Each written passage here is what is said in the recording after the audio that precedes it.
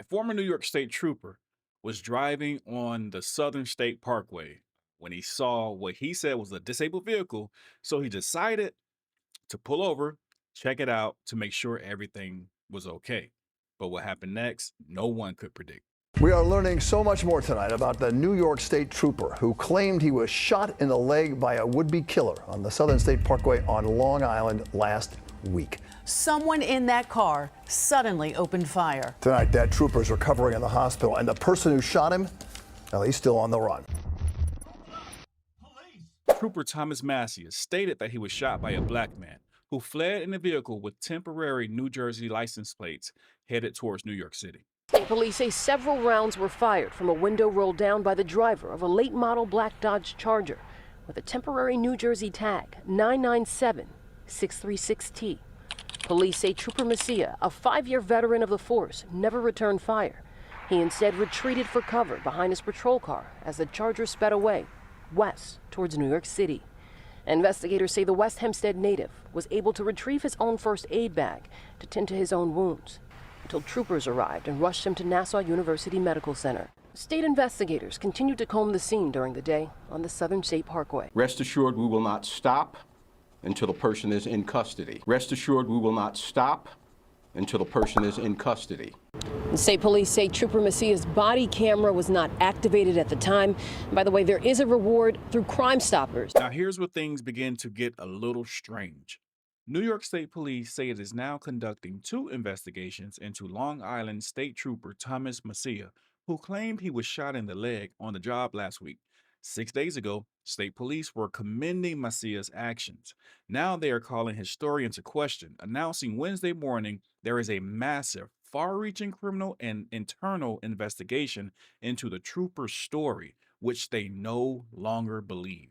Macias, 27, was hailed as a hero after he said he saw a car pulled over on the Southern State Parkway and thought it was a disabled motorist. He said that as he approached the car, the driver shot him and sped off. He described the gunman as a dark-skinned person and provided a description of the car, saying it had temporary plates. That search, however, has since been called off. Days later, police conducted a 19-hour search of the house Macias shares with his parents, along with their cars. Sources say they found guns and large amounts of cash. So Trooper Macias goes from being the hero to suspect, like many cops probably should be. But the question is, what really happened? And if he wasn't shot in the leg, then who shot him and why?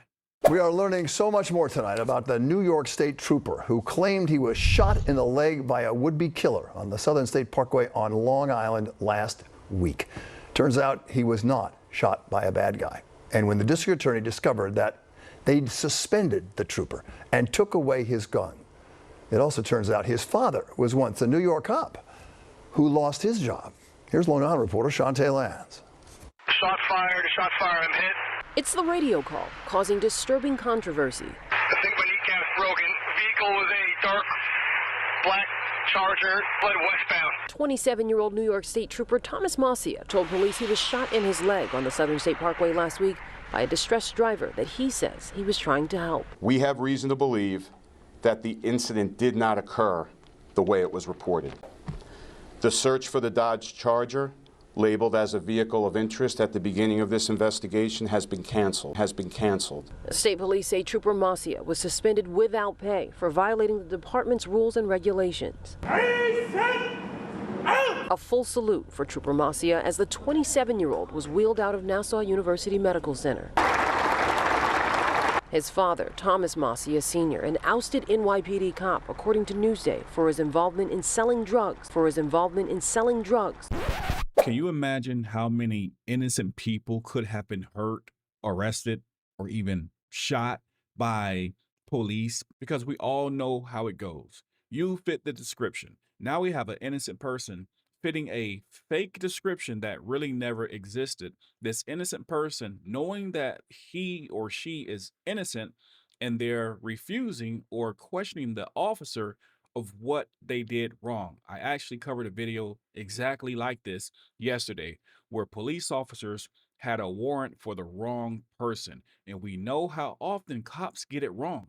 Now, in this particular situation, not only do they have it wrong, it was reported wrong with the bad description fitting a person that doesn't exist, which means it can fit almost anybody. And as you heard, the description was a black man in a Dodge Charger with temporary New Jersey license plates. That can be a lot of people. And you hear the officer at the podium state the incident did not happen the way that it was reported. Well, that's a crime. New York Penal Law 240.50. Falsely reporting an incident in the third degree. A person is guilty of falsely reporting an incident in the third degree when, knowing the information reported, conveyed, or circulated to be false or baseless, he or she gratuitously reports to a law enforcement officer or agency the alleged occurrence of an offense or incident which did not in fact occur, or an allegedly impending occurrence of an offense or incident which in fact is not about to occur. False information relating to an actual offense or incident or to the alleged implication of some person therein. Well, Trooper Massey violated this law in a couple different ways. He reported something that did not happen. That's him being shot by a black man driving a Dodge Charger. And he also misrepresented the information that actually did happen, and that was him actually shooting himself. In fact, the New York Post reported this. Per the New York Post, a disgraced former state trooper who faked his own shooting to get sympathy from his ex-girlfriend was so desperate to get her attention, he asked to be taken to the hospital where she worked, sources said. Nassau County prosecutor said that Thomas Macia was determined to impress the woman after she dumped him last year, so he staged the October 30th, 2024 incident, claiming a black man in a Dodge Charger shot him in the leg during a traffic stop on Southern State Parkway and sped off. Again, think about how many innocent people could have been hurt behind this guy's false report, trying to impress his ex-girlfriend. And in the process, he gets this ovation as if he's some sort of hero. Kisses him on the head. Troopers supporting their colleague, now in disbelief. I'm very disappointed. I think that it overshadows the outstanding and great work that the members of the state police and the state troopers do each and every day in an attempt to keep the public safe. On Friday, police executed a search warrant at his West Hempstead home that he shares with his parents. The second time being injured. Yeah. You know, he was hurt before. He was hit by a car while he was also working. Trooper Macia's next-door neighbor Diane Sharon says the accident happened in upstate New York. State police confirming the vehicle that allegedly struck him in 2022 was never found. Troopers took Macia's shield, service weapon, and personal guns as part of his suspension. They're now questioning if Macia could have shot himself. Yes, he shot himself. Deliberate scheme to get attention, and today it landed a former New York State trooper who lied about being shot a 6-month prison sentence. New details revealed during his sentencing today in Nassau County paint a picture of a man with a plan who plotted the scheme right down to the location, and he thought he would be the least likely to get caught. It is almost a year to the day that Thomas Mascia radioed in a frantic call that he had been shot in the leg. It was here on the Southern State Parkway in West Hempstead, and it triggered a massive search for a dark-skinned suspect the state trooper had described. But all of it a bold-faced lie, and now a sentencing for his guilty plea and continuing debate over his motive. There was an ex-girlfriend he was trying to impress, and we believe that he wanted the public to see him as a hero. But a simple search of the former trooper's phone prior to the incident revealed his true actions. A Google search for how it feels to get shot and where he could potentially shoot himself. Research on temporary plate tags he'd later describe for his imaginary assailant's car, and hints at why he chose the Southern State Parkway, because it had no cameras or license plate readers. He did his homework because, believe me, this was premeditated and planned. Premeditated and planned. Sounds like a lot of police work we see on these videos as we cover them. Now, his defense attorney argues that he was suffering from some type of mental illness or mental disorder. To be a police officer, you have to go through a series of steps and psychological evaluations.